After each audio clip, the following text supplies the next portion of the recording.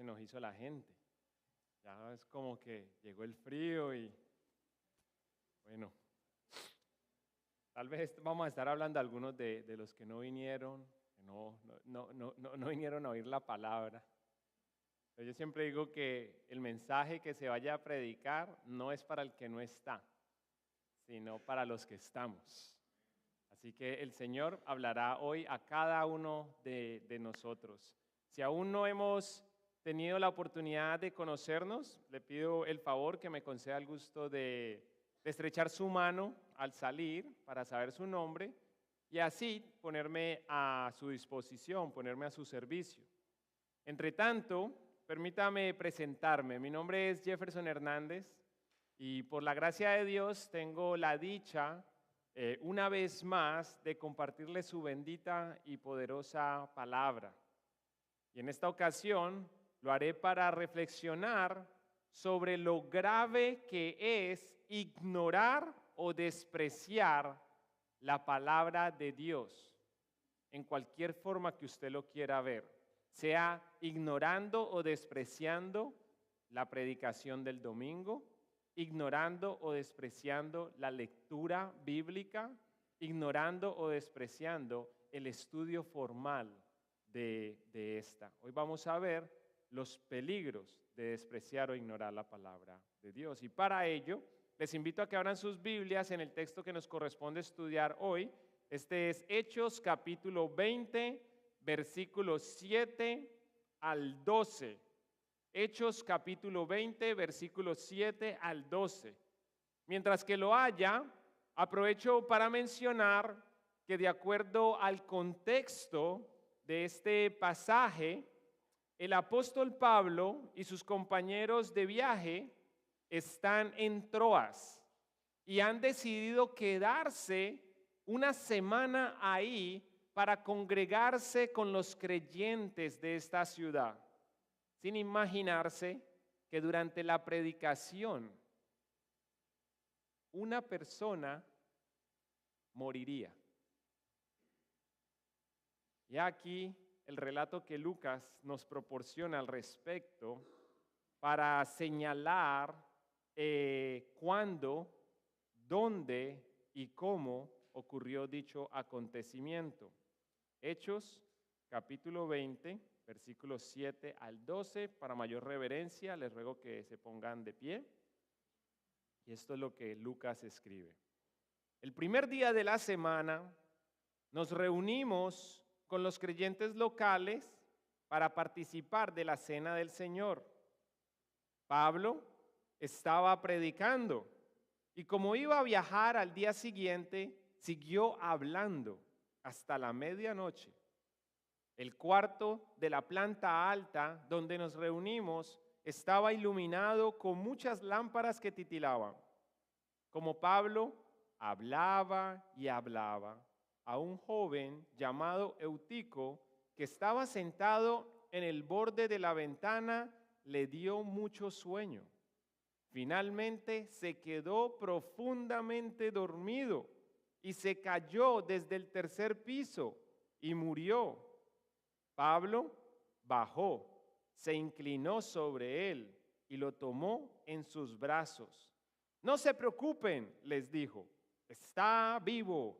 Entonces todos regresaron al cuarto de arriba, participaron de la cena del Señor y comieron juntos. Pablo siguió hablándoles hasta el amanecer y luego se fue. Mientras tanto, llevaron al joven a su casa, vivo y sano, y todos sintieron un gran alivio. Padre Señor, te damos muchísimas gracias por tu palabra y por permitirnos oírla, leerla, estudiarla, Señor. Te ruego, Señor, que en este día obres en nuestros corazones de tal forma que queramos seguir siendo expuestas a esta. Señor, que tu palabra nos siga transformando, que sea tu palabra dictando cada una de las convicciones que nosotros tengamos. Esto te lo pido, Señor, en el nombre de Jesús. Amén. Bien, puedan, tomen asiento. Como pueden observar al inicio, todo ocurrió el primer día de la semana. Todo esto que acabamos de leer ocurrió el primer día de la semana, mientras que Pablo predicaba a los creyentes de Troas, a quienes en aquel entonces les llamaban o troyanos o troenses. Ahora bien, dado que algunos calendarios comienzan la semana con el día lunes, debo mencionar y aclarar que el primer día de la semana son los domingos.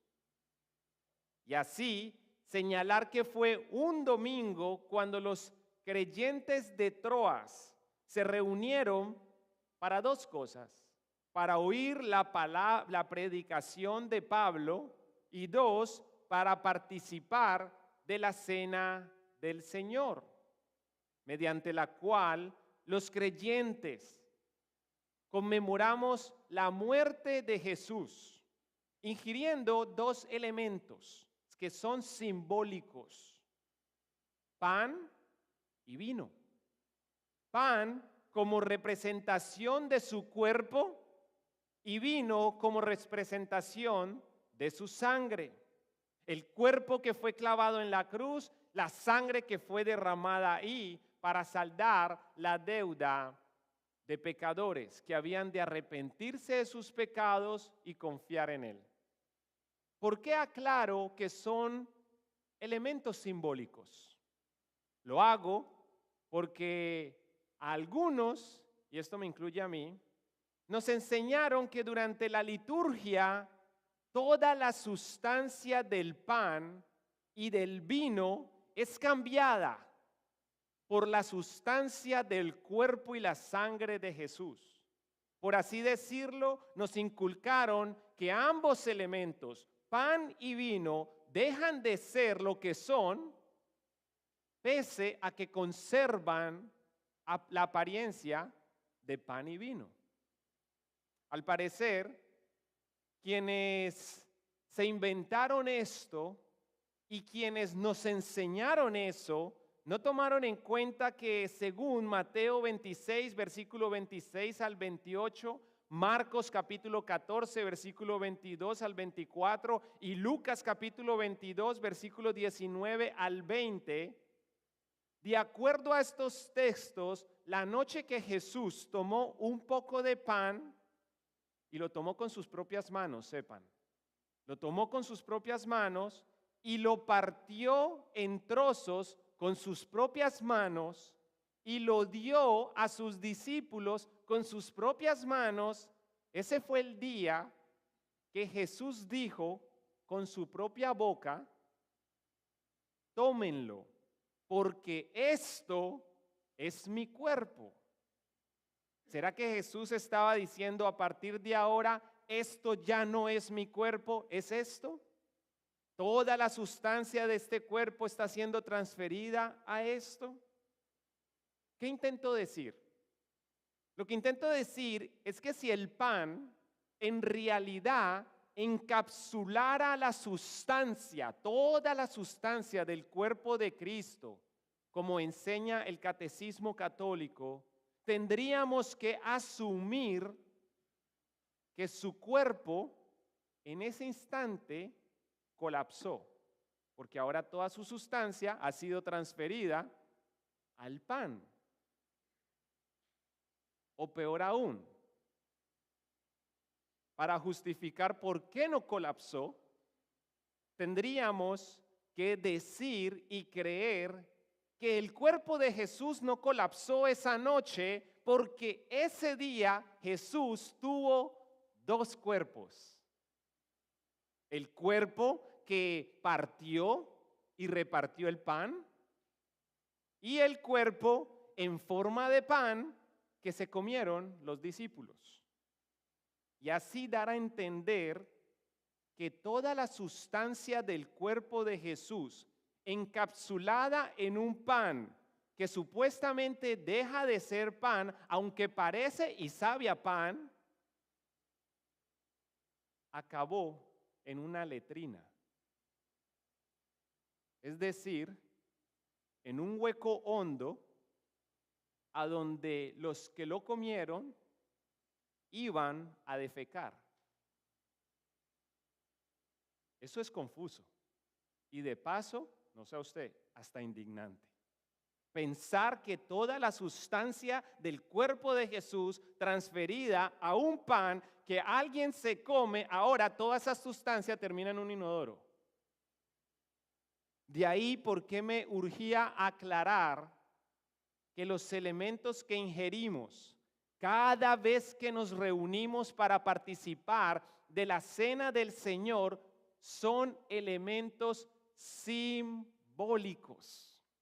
Elementos simbólicos que representan, no que en los que se encapsula la sustancia, no, representan el cuerpo y la sangre de Jesús. Dicho esto, y queriendo retomar el relato de hoy, me place mencionar que dicho relato es un precedente bíblico e histórico que nos ayuda a entender y de paso a explicar por qué las iglesias bíblicas procuramos reunirnos los domingos. Cuando usted le pregunten, mira, ¿por qué la iglesia se reúne el domingo y no el sábado? Usted puede decir, porque en la Biblia lo que se ve es que la iglesia se reúne los domingos desde que Jesucristo resucitó un domingo. ¿Y qué con el día de reposo? No estás guardando la ley, estás violando ese mandamiento de guardar el día de reposo. Tú señala que nuestro reposo es Cristo. Y como nuestro reposo resucitó un domingo, la iglesia se reúne el domingo. Esto no es una novedad, eso está ocurriendo desde el primer siglo y aquí tenemos el precedente. La iglesia de Troas se reunía los domingos, pues como vimos al inicio fue un domingo cuando los creyentes de Troas se reunieron, una vez más, uno para oír la predicación. No se reunieron para un estudio bíblico como hacemos nosotros los jueves o los sábados, las mujeres vía Zoom, los martes, los miércoles, los varones vía Zoom también. No, esto no era una reunión de ese tipo. No era ni siquiera un estudio formal como el día sábado, cuando nos reunimos aquí por 3 horas a estudiar la palabra del Señor en un contexto más de instituto. No, ese día era para escuchar una predicación. Pablo estaba predicando y también se reunieron para participar de la cena del Señor. 2 actos de adoración grupal que la iglesia realiza los domingos. Esto nos ayuda a entender por qué Pablo, viendo que la iglesia se reunía el primer día de cada semana, escribió en 1 Corintios capítulo 16, versículo 2, que los creyentes debemos apartar y reunir nuestras ofrendas el primer día de cada semana, dando a entender de que la ofrenda del creyente es parte de la adoración, como lo es compartir los elementos de la cena del Señor, como lo es la predicación fiel de su palabra. De paso, esto también explica por qué Pablo, ustedes seguramente notaron eso, pero Pablo perdió la noción del tiempo mientras hablaba. Él perdió la noción del tiempo esa noche, aún sabiendo que iba a viajar al día siguiente. Pues a pesar de que fue él quien no paraba de hablar a los troenses, eso no significa que Pablo estuvo predicándoles desde por la mañana. Pues esta reunión no ocurrió durante el día de reposo, sino ¿cuándo? El primer día de la semana. Esto no ocurrió en el día de reposo mientras que la gente de alguna manera descansaba. No fue un sábado. Y de paso, el sábado, que es cuando se celebra, cuando se guarda el sábado, esto no quiere decir que sábado significa sábado. No, sábado es reposo. Y ocurre el sábado porque el sábado es el séptimo día. Y este principio viene desde el Génesis, porque Dios creó el mundo en 6 días y aunque Él no necesita reposar para darnos ejemplo a nosotros, reposó. ¿Cuándo? El último día de la semana. Esta reunión en la que está Pablo predicando, hablando y de repente un muchacho se adormece, se cae y se muere, no ocurrió en el día de reposo, ocurrió el primer día de la semana, al día siguiente, por así decirlo, día que reiniciaba el ciclo laboral. Por lo cual es muy probable que Pablo haya empezado a predicar luego de que las personas habían completado su jornada de trabajo, es decir, al ocultarse el sol, cuando ya todo se estaba poniendo oscuro y que a raíz de eso, Lucas señala que el cuarto estaba iluminado, que iluminaron el lugar donde se reunieron, o como dice Lucas ahí en el versículo 8, dice el cuarto de la planta alta. Y aquí quiero pausar. ¿Qué es la planta alta? Este también es conocido como el aposento alto. La planta alta era un cuarto que estaba en la terraza. Las casas, especialmente las personas que tenían cierto modo, por lo general tenían 3 pisos. En el primer piso, si no tenían un establo aparte, pues ahí tenían algunos animales.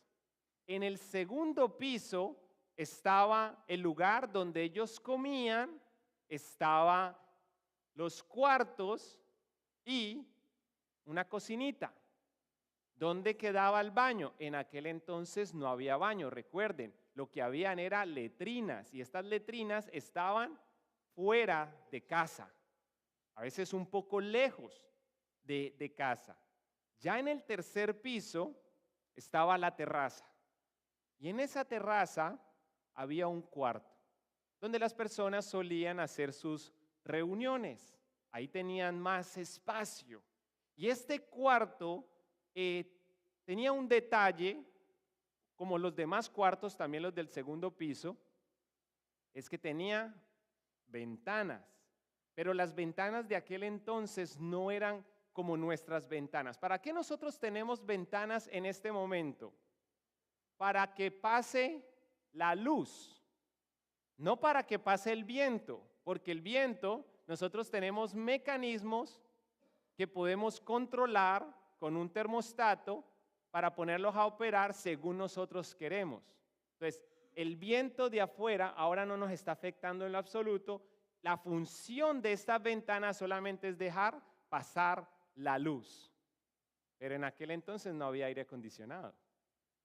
En aquel entonces no había ni siquiera electricidad. Entonces, ¿para qué tenían las ventanas? Bueno, si a usted de pronto le gusta los datos de cómo se decía en griego, las ventanas era turris. Eso era como se decía, turris. Y su raíz es turra. ¿Qué pasa?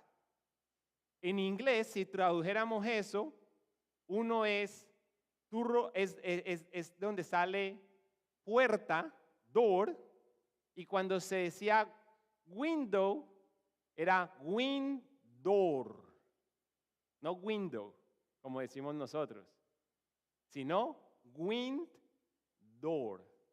¿Por qué? Porque estas puertas tenían la función, sí, de que pasara la luz, pero también de que pasara el viento. y refrescara el cuarto. Así que estas puertas no eran que comenzaban así como las ventanas que tenemos hoy en día, sino que eran puertas que iban desde el ceiling hasta el piso. Eran puertas, pero se entendían que eran ventanas porque su salida no era como que paso de un cuarto a otro o como que salgo de aquí y paso al pasillo, no. Pasas a la calle y te golpeas y te matas. Esas eran las ventanas. Ahora, el versículo 8 lo que nos dice es que ese cuarto de la planta alta estaba iluminado con muchas lámparas que titilaban. De ahí porque les decía que seguramente la reunión ocurría no solamente ahí. En el primer siglo las iglesias cristianas seguramente se reunían, ya era en la noche, cuando la gente ya había salido de trabajar. Y esto de muchas lámparas quizás se refiere a las lámparas de aceite que la gente traía con el fin de iluminar el cuarto mientras estaban ahí y para alumbrar su camino de regreso a casa. ¿Qué dice la palabra del Señor cuando habla de la palabra? Dice que la palabra es lámpara a mis pies y lumbrera a mi camino. Ellos lo que tenían en mente eran sus lámparas propias que ese día habían traído. Y como se dice que son muchas lámparas, nos da la idea de que había mucha gente en ese lugar. Cada uno con su propia lámpara, lo cual debió ahumar el lugar. Al mismo tiempo, debió disminuir el oxígeno e incrementar el calor, porque es un cuarto, mucha gente y todos con lámpara. Imagínense el calor. Lo interesante del caso es que la persona que murió, tras dormirse y caerse del tercer piso, no murió debido a estos factores. Él no murió porque le estaban ardiendo los ojos por el humo de las lámparas que arrojaban las lamparitas de aceite. Él no murió porque de repente le comenzó a faltar el oxígeno. Él no murió debido al calor.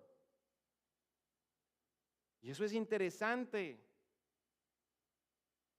Él no murió por esas cosas, ni por algo médico, sino por desinterés a la palabra de Dios. Pues como vieron, el relato no dice que como hacía mucho calor y había poco oxígeno, una persona se desmayó. Y al desmayarse, como estaba cerca de la ventana, se cayó y murió. No. En lugar de eso, el versículo 9 relata, oigan lo que dice ahí, relata que como Pablo hablaba y hablaba. ¿Qué fue lo que adormeció a este muchacho? La predicación de Pablo. Como Pablo hablaba y hablaba, a un joven, y aquí se está refiriendo, en el griego es Neanías, que se refiere a una persona desde los 17 años a los 30. O sea, un jovencito, está, como le dicen, la flor de la juventud. Ahí es donde están ellos con todas sus fuerzas. Es más, si este muchacho venía de su trabajo, ustedes pueden verlo ahora con los adolescentes. Ellos pueden venir de sus trabajos, pero si usted los invita a jugar un partido de fútbol, ellos tienen la energía como si no hubieran ido a trabajar ese día. No así con nosotros, ¿cierto? O hacemos una cosa o hacemos la otra. Y de todas formas, el otro día estamos que nos morimos. Sea que hayamos trabajado o sea que hayamos hecho deporte, pero es difícil para uno. Este muchacho está entre sus 17 a sus 30. O sea que no era una cuestión física, no era una cuestión médica. ¿Y cómo se llamaba él? Se llamaba Eutico. Y qué interesante este punto. Pero Eutico significa afortunado. Y vaya que este muchacho sí fue afortunado. Porque él le pasa lo mismo en un lugar donde no esté un apóstol dotado por Dios para hacer milagros, en los que sabemos que es Dios haciendo el milagro a través del apóstol. Este muchacho queda ahí y fin de la historia. Solamente diría, y se cayó, se murió, y todo el mundo se escandalizó. ¿Pero qué se nos dice? No, que Pablo fue y lo buscó. Afortunado se llamaba esta persona. ¿Y qué es lo que dice Lucas? Dice, como Pablo hablaba y hablaba, a un joven llamado Eutico que estaba sentado, noten dónde él estaba sentado, en el borde de la ventana. ¿Qué quiere decir eso? Estaba en el lugar donde el calor no le estaba afectando, porque le estaba entrando toda la brisa. En donde él no estaba siendo afectado por el humo. En cuanto al oxígeno, él no tiene problema con eso, porque él está respirando el aire puro de afuera. Él no está en medio de la muchedumbre. Pero es a este muchacho que sentado en la ventana, o sea, en el turris, le dio mucho sueño. Pablo hablaba mucho, y para los que nos interesa la palabra de Dios, cuando hay mucha predicación, queremos más. Para este muchacho, quería menos. Esto es como cuando dicen, ay pastor, acorten, y eso no pasó acá, de hecho pasó todo lo contrario. No sé si ustedes se acuerdan, hubo una vez que estaba en una reunión y yo les propuse que para que cantáramos un poquito más, yo iba a cortar la predicación y qué belleza. Uno de los hermanos dijo, no, pastor, eso no nos lo haga. Quedémonos como estamos. No, pero es que mira que yo predico por 1 hora. ¿Qué tal si la movemos a 50 minutos? Sigamos con la hora. Y no es que yo siempre me demore 1 hora, a veces no. Pero qué bueno es poder haber percibido que había era un interés por oír la palabra de Dios. Pero en este caso, a este muchacho, mucha palabra, mucha predicación, le daba mucho sueño. Finalmente se quedó, hermanos, él no se quedó como algunos de nosotros nos ha pasado en algún momento, que de repente estamos cabeceando. No, él no cabeció. Tampoco dice que él se durmió. Algunos nos ha pasado como que nos dormimos y... No, él se quedó profundamente dormido y se cayó. Se cayó del 3er piso y murió. Hermanos, estos liberales que quieren negar la existencia de Dios, la inerrancia y la suficiencia de las escrituras que han sido inspiradas por el Espíritu Santo, cada vez que ven relatos de un milagro para negar los milagros, ellos le van a buscar explicaciones a esto y a este texto. Lo han querido burlar diciendo, no, es que él casi se muere.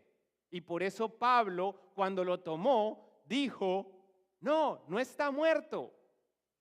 No, él estaba muerto. ¿Cómo lo sé? Porque el escritor lo dijo. Dijo, cayó del 3er piso y murió. ¿Y quién era el escritor? Lucas. Lucas, para aquellos que no saben, Lucas era un evangelista, un historiador, y lo podemos ver como él relata estas historias, pero también era médico. A él no había manera que él se confundiera en eso. Él estaba muerto. ¿Qué nos enseña este relato? Nos enseña al menos 3 verdades. En primer lugar, nos enseña que el problema de quienes se duermen recurrentemente al oír una predicación bíblica, y aclaro, por eso usé la palabra recurrentemente, porque quizás usted viene de su trabajo, ha estado trabajando, ha trasnochado, está haciendo el esfuerzo de estar aquí y el cansancio de su cuerpo le vence. Pero de todas formas usted ha estado luchando para estar atento a la predicación o atento. Una cosa es que esa persona se nos duerma. Uno dice, bueno, salió a las 4 de la mañana, ha trabajado toda la noche, como cuando la hermana trabajaba en el hospital, en el turno de noche. Que se nos duerma alguien que está por un proceso de quimioterapia. Esos son casos que uno se entiende. Que de pronto, de repente, la razón usted la sabrá, un día usted cabeció, un día se quedó dormido por unos minutos. Pero otra cosa es que siempre que te sientas ahí, te quedas dormido. Eso ya es dormirse recurrentemente. Bueno, este texto nos enseña que el problema con estas personas que se duermen recurrentemente al oír una predicación bíblica no es ambiental, sino espiritual. Si no fuera así, ¿cómo explicamos que los mismos que se duermen al oír, al leer o al estudiar la palabra de Dios son los mismos que pasan horas viendo películas en Netflix? Y hasta se trasnochan viendo películas en Netflix. En otras palabras, no es por falta de sueño que se quedan dormidos, sino por falta de deseo por oír la palabra. En segundo lugar, este texto nos enseña, recuerden, este muchacho se cayó del 3er piso. En un sentido ya más espiritual y práctico, nos enseña que toda caída, desde la más leve, y no me estoy refiriendo a que usted iba corriendo y se tropezó y se cayó. No me estoy refiriendo a que usted iba en una bicicleta y se cayó. Cuando hablo de caída es cuando de repente caemos en un pecado en particular o en una serie de pecados. En concupiscencia. Para aquellos que no saben qué es concupiscencia, no es lo mismo, no concupiscencia. Concupiscencia es nuestra inclinación a pecar. El pecado es no hacer la voluntad de Dios, errar el blanco. Lo otro, y se me acaba de ir la palabra, es iniquidad. Las iniquidades no es igual a pecados, sino que esto se refiere a cuando una persona que peca se habitúa a ese pecado. Cuando estoy hablando de caída, no me estoy refiriendo a un raspón, me estoy refiriendo a caer en algún pecado o en habituarse a un pecado, o sea, a cometer iniquidad, algo que comienza a pasar regularmente. Bueno, este texto nos enseña que toda caída, desde la más leve a la más grave e irreversible muchas veces, ocurre cuando dejamos de prestar atención a la palabra de Dios. Pues así como ocurrió con Eutico, quien estaba físicamente presente, porque él estaba ahí, pero a la vez mentalmente ausente antes de que se durmiera, cayera y muriera. Asimismo, ocurre con algunos creyentes que solían leer, estudiar y apreciar y obedecer la palabra de Dios hasta que comenzaron a centrar su atención en otras cosas que los cautivaron. O sea, se distrajeron sin imaginarse que pronto descuidarían la lectura de la Biblia. Y que a raíz de eso se apagaría su interés por estudiar la Biblia. De modo que empiezan a despreciar su contenido o a ignorarlo con tal de vivir a su manera y hacer lo que su pasión, su inclinación pecaminosa les dicta, sin medir las consecuencias de sus acciones, las cuales tarde o temprano terminan destruyéndolos. En otras palabras, estas son las personas que cruzan por las 5 Ds que arruinan a un creyente. ¿Saben ustedes cuáles son las 5 Ds que arruinan a un creyente? Bueno, lo que comenzó con una mera distracción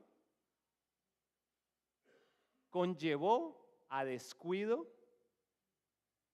desinterés, desprecio y finalmente destrucción. Sin embargo, doy gracias a Dios que así como este relato enseña acerca de lo grave que es ignorar la palabra de Dios, también nos enseña sobre lo misericordioso que es Dios. Pues de acuerdo al versículo 10, aunque Eutico murió, Dios, no Pablo, Dios lo resucitó. Luego de que Pablo bajó, se inclinó y lo abrazó. En otras palabras, este relato nos enseña, en tercer lugar, que la gracia de Dios puede restaurar incluso a quienes despreciaron su palabra alguna vez. ¿Cómo sé eso? ¿Por qué lo digo con tanta firmeza? ¿Por qué estoy convencido de tal cosa? Dame un ejemplo. ¿Quieres un ejemplo? Un ejemplo de eso. De que Dios, la gracia de Dios, restaura incluso a quienes desprecian su palabra, a quienes despreciaron su palabra alguna vez. El ejemplo, somos cada uno de los que por gracia y misericordia de Dios hoy gozamos de vida eterna, pese a la vida que llevábamos antes. Te lo dice un ex drogadicto, ex adúltero, ex fornicario, ex borracho, y todas las cosas que quizás ustedes un día van a oír acerca de su pastor. Pero todas estas, antes de Cristo o cuando solo era un bebé en la fe. Qué bueno que ahora podemos decir, de modo que si alguno está en Cristo, nueva criatura es. Las cosas viejas pasaron. He aquí, todas son hechas nuevas. ¿Por qué? Porque la gracia de Dios restaura, incluso a quienes despreciaron su palabra alguna vez. O como dijo el apóstol Pablo en Efesios capítulo 2, versículo 1 al 5. Antes ustedes estaban muertos. No estábamos moribundos, estábamos muertos a causa de su desobediencia y sus muchos pecados. Vivían en pecado igual que el resto de la gente, obedeciendo al diablo, el líder de los poderes del mundo invisible, quien es el espíritu que actúa en el corazón de los que se niegan a obedecer a Dios. Hermanos, este pasaje no está diciendo como que de repente se nos aparecía el diablo y el diablo nos decía, ve y haz esto, y tú lo obedecías. No, aquí ninguno va a decir, no, yo le obedecía al diablo de esa forma. El diablo no opera así. ¿Desde dónde él dicta sus instrucciones? Desde aquí. Dice, obedecíamos al diablo, el líder de los poderes del mundo invisible, quien es el espíritu que actúa en el corazón de los que se niegan a obedecer a Dios. Todos. Hermano, tú creyente, ojalá que esto que voy a decir te haga cada vez más humilde. Tú no eras mejor material.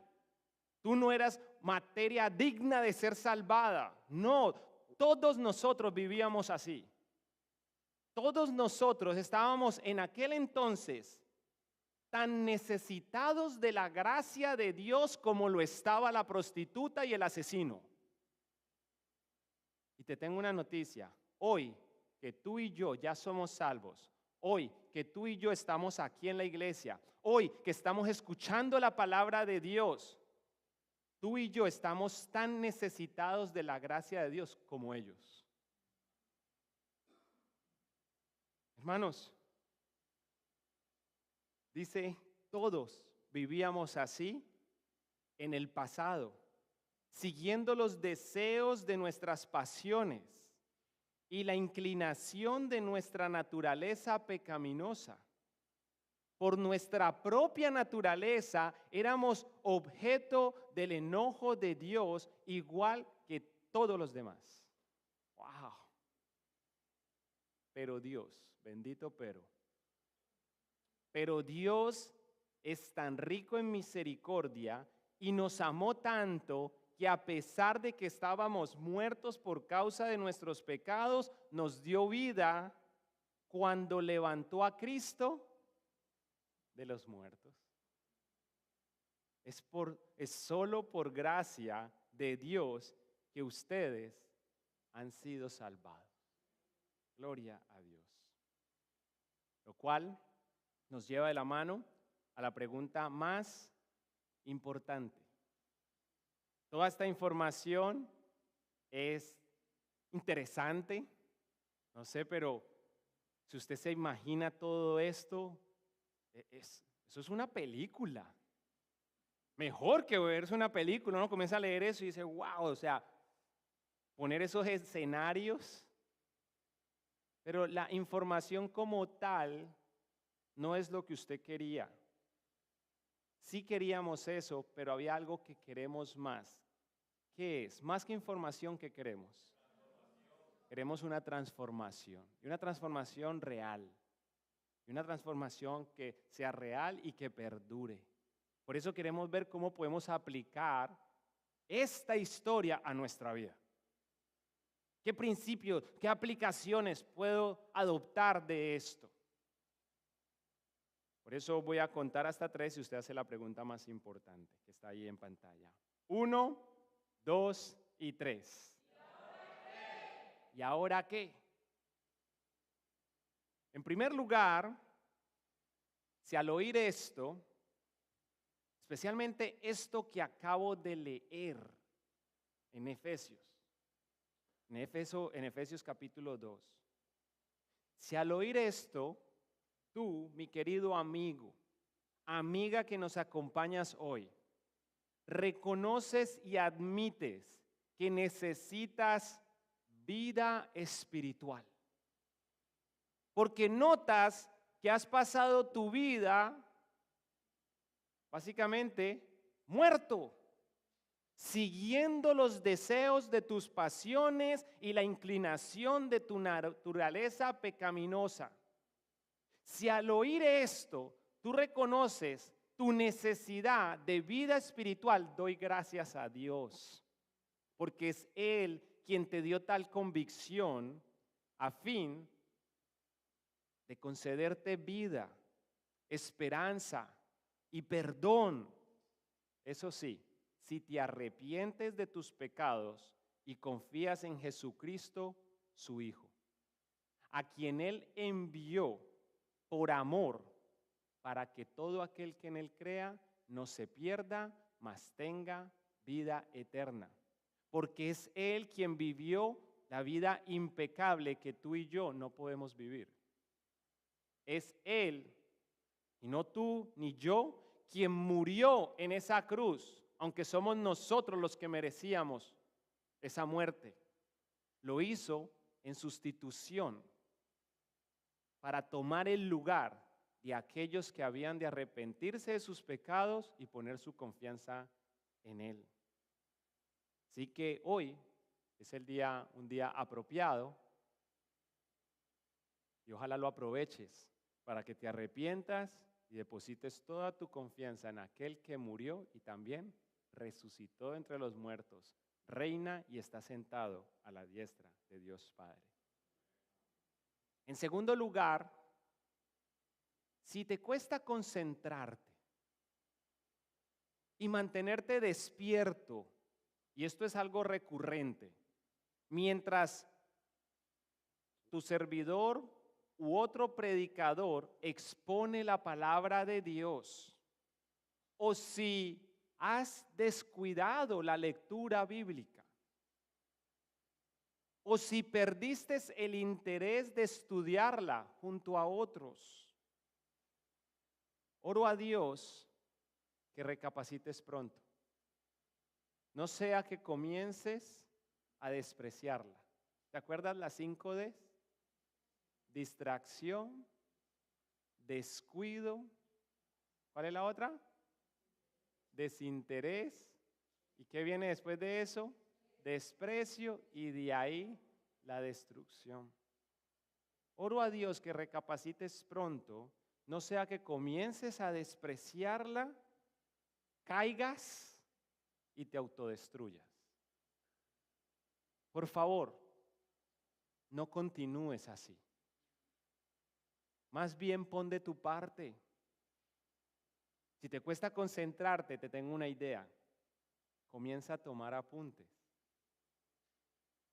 Si estar aquí te adormece, pero sabes que esta palabra es digna de ser oída y obedecida y atesorada, toma apuntes, eso te va a ayudar.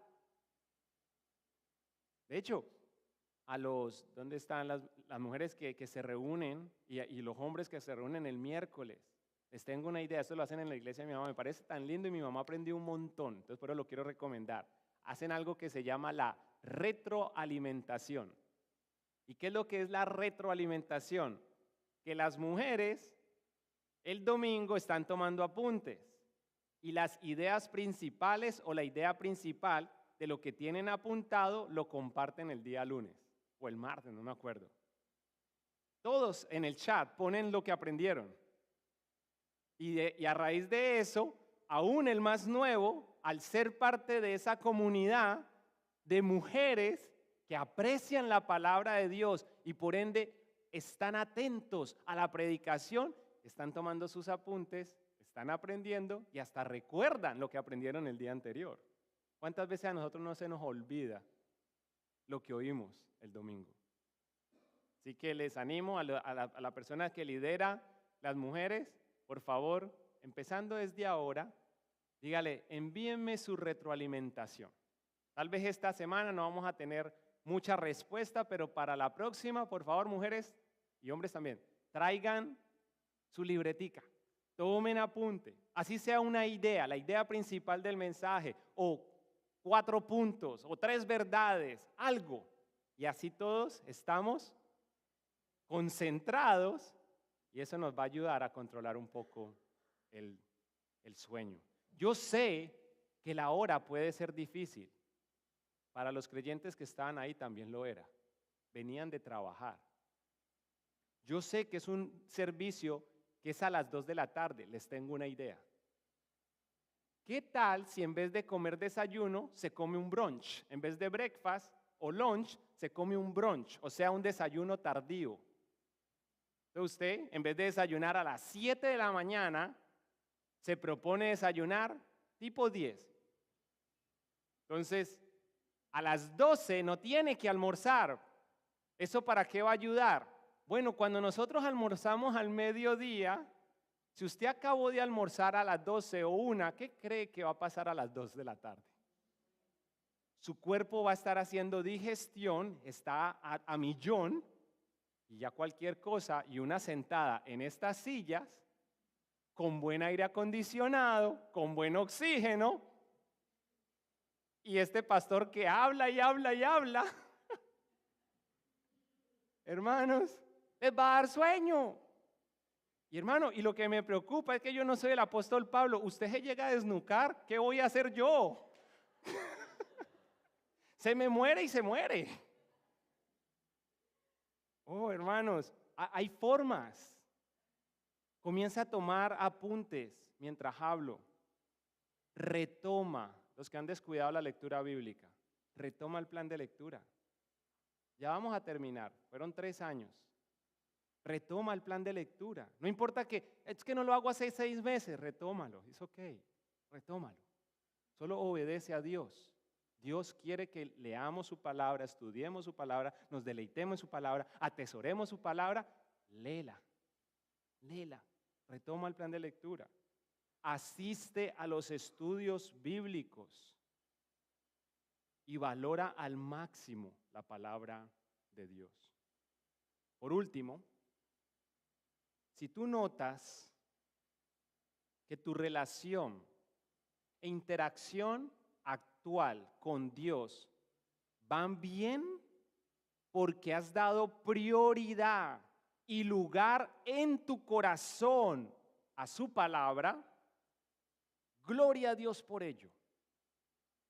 Pero mi hermano, mi hermana, tú que has dado prioridad y lugar en tu corazón a la palabra de Dios, te pido que ores por los adormecidos, por los caídos y por los muertos espirituales. Y que además de eso, los busques. Pablo bajó, él fue y buscó al que cayó. Ve y búscalos, inclínate a ellos, tómalos en tus brazos, abrázalos fuerte mientras les cuentas. Estos si no son creyentes, le vas a contar el evangelio. O si son creyentes, caídos, mientras los abrazas, les recuerdas el evangelio. Pero eso sí, si eres tú el caído, que uno o varios hermanos van a ir a buscar, déjate abrazar.